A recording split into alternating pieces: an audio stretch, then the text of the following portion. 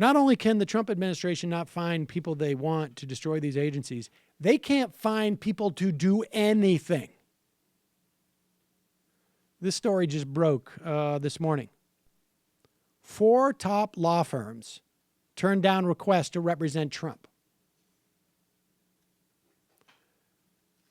Now, I can tell you, my understanding is that when Mueller becomes special counsel,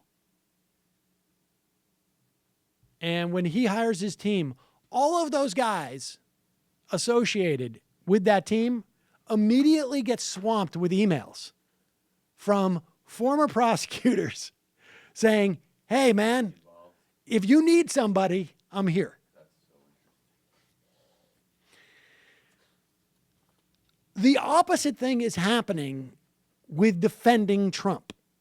Top lawyers with at least 4 major law firms have rebuffed the White House overtures to represent President Trump in the Russia investigations.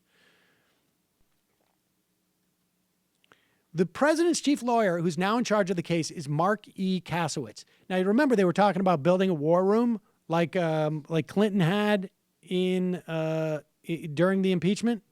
Apparently, that fell apart.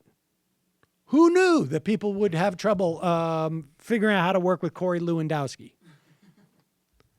So all of this is going to fall on Donald Trump's personal lawyer, Mark E. Kasowitz. Cohen, and here's the other problem. Cohen? Well, Cohen represents him in other deals. Says who? Not in litigation or anything like that. But here's the problem with Cohen. There was a story about Cohen. Well, here's the problem with Cohen. Yeah. Apparently, Donald Trump does not pay the people around him very well. Like, everybody thought that Cohen would be this millionaire because he's working for a billionaire, supposedly. Apparently, he had to have a bunch of side jobs. Not like, driving an Uber. But he got into deals that there are some concern. He reps like strip clubs and like Paramus. It's not quite like that. But he's doing these other outside things that people are concerned may be the source of some of what's going on here. They say we're violating decency ordinance with new strip club. Can you help us, Mr. Cohen?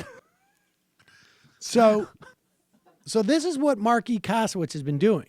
He has been representing Trump in businesses and public relations disputes,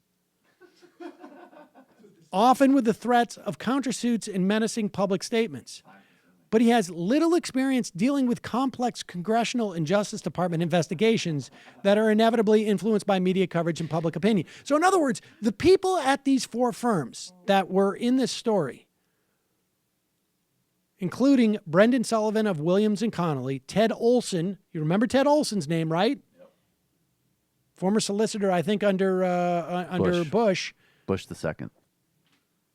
Of Gibson, Dunn, and Crutcher. Paul Clement, also former solicitor, I think, under Obama. And Mark Phillip of Kirkland & Ellis. Robert Giuffre of Sullivan & Cromwell.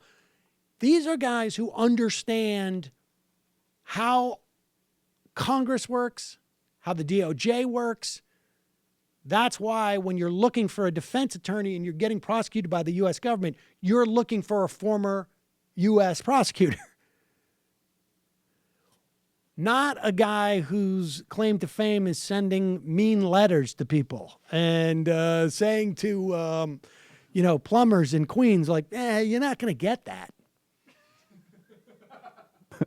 I mean, the way he stiffed that guy on the listen window to this. pane installations, great prep for this. The lawyers and their firms cited a variety of factors in choosing not to take on the president as a client. Do they have to do that?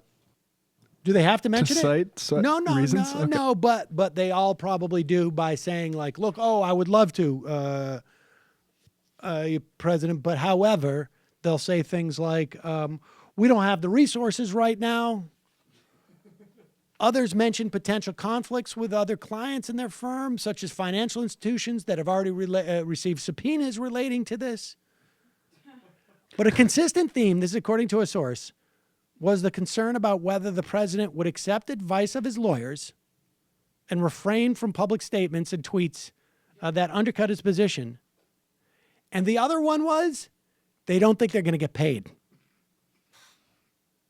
Those are both Quote, valid concerns. The concerns were the guy won't pay and he won't listen.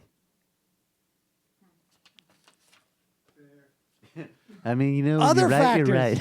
other factors were that it would kill recruitment for the firms to be publicly associating themselves with representing the president and jeopardize the firm's relationships with other clients. Donald Trump is so toxic that even people who professionally represent the most reprehensible people in the country, responsible for millions of people being kicked out of their homes, responsible for foreclosing on people, responsible for putting out products that kill people, they will not represent Donald Trump.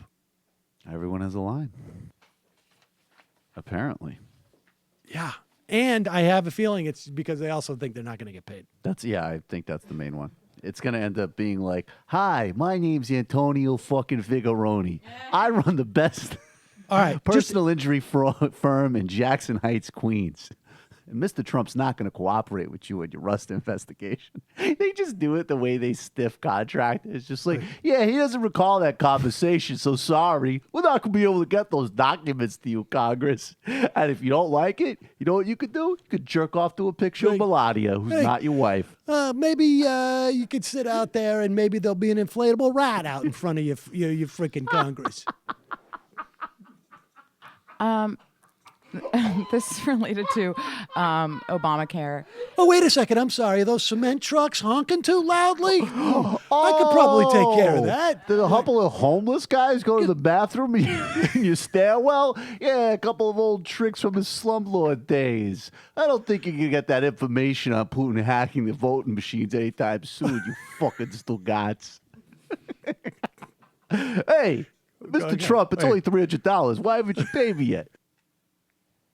Hey, Sam Seder here. Folks, you probably heard about the whole YouTube advertiser apocalypse. Well, we're suffering from it too. We need your help.